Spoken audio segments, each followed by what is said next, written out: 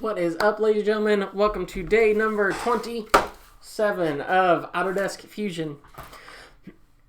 Excuse me. With today's setup, what we're going to do is looking at geometric constraints. Now, what I've got, I'll put this in the link of this YouTube video or also on that Google site. You can copy this file. That way you don't have to make it on your own. The intention is for you to learn geometric constraints, and this is a wonderful activity based on some old curriculum on how to do some geometric constraints quickly and able just to churn through them. Now, what we're going to do is in here, I'm just going to talk about what I've done so far. So the first thing I did was this activity is in inches. So under document settings, you'll find out that your units default are in inches. Making sure that you're there. That way when you go in and to start to do some geometric constraints and you're dimensioning some things, you're able to dimension correctly. The second thing we'll do is notice that this is a little bit different than it was done before in Inventor. With Inventor, you were able to easily edit on a drawing file. Here, not so much. So what I've done is a little bit of reverse engineering, and what I've got is I've got a canvas of this old activity, and very thinly between it is all of the designs is a sketch for being able to manipulate some of these geometric constraints. So what I'm going to go through is I'm actually going to walk through all of these, and you're welcome to practice this on your own. I imagine that some teachers are going to have different activities when it comes to geometric constraints, so I'm just going to talk through them pretty quickly. I'm going to zoom in, and so the first one is just make this perpendicular. So under this constraints tab, you'll find all of your constraints, and then depending on the size of your window, you might see all of them up here. So first thing I'm going to do is perpendicular. So make perpendicular, we're going to click the two lines, and boom, you are perpendicular. And make all three lines parallel to one another. So under here you'll find the parallel tab.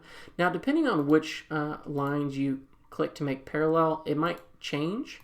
And so this might look a little bit different depending on how you do it.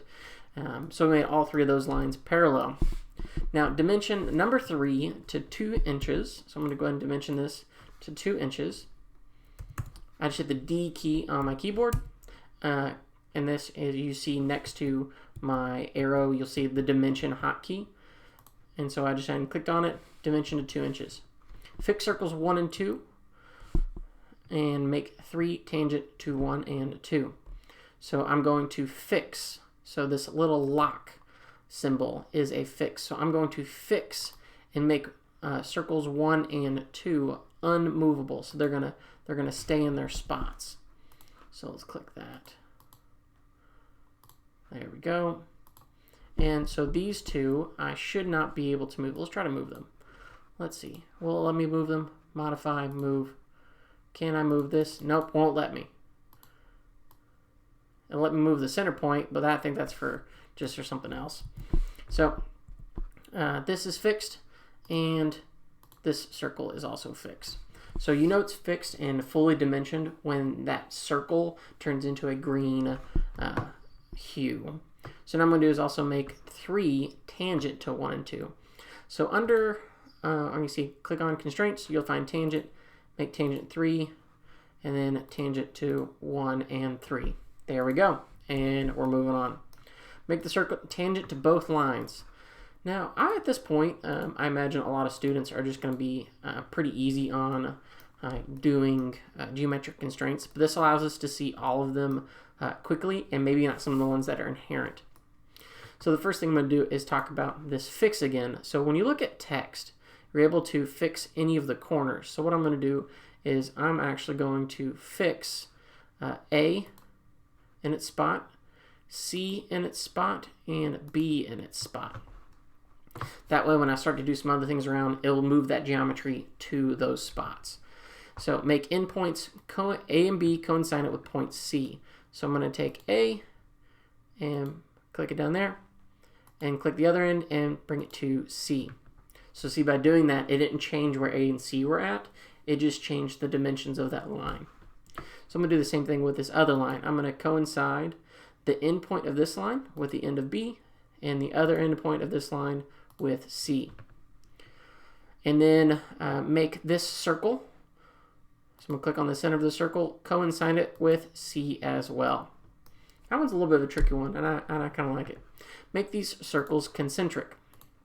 So concentric is pretty easy. You just click on the two things, and it lines up all the center points together, those origin points.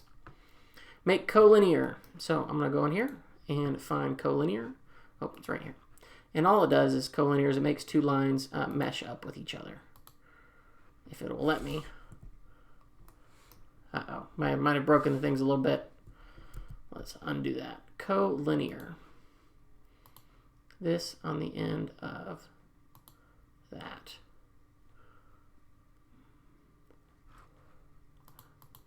Oh, no, it's not working. I'm going to have this fixed by the time I get to it. I'm creating this kind of whole thing from scratch. So we're going to leave that one there. I'll fix it, and then you can use that one later. Make horizontal. So horizontal and vertical lines look a little bit different. Earlier, it's just you had a horizontal function, then you had a vertical function. This one is just horizontal or vertical, and that's based off of what is it more closely related to. If it's above the 45 degree, then it might go to more of a vertical. If it's below the 45, it'll go more towards a horizontal. Make an equilateral triangle means we're going to use this equal, and we're going to make all three ends of this triangle equal. And there we go. We got an equilateral triangle. Make sure that this bottom piece. There we go, equilateral triangle. Make the circles the same size. So there's a couple different ways you could do this. You could do an equals. You could go in and make the dimensions the same. There's tons of different ways you can make those circles the same size. This is just more of practice. Line up the centers of the circles on the same horizontal plane. Now, I'm not quite sure if on how this is going to work. So let's check this out. Let's make a, let's try,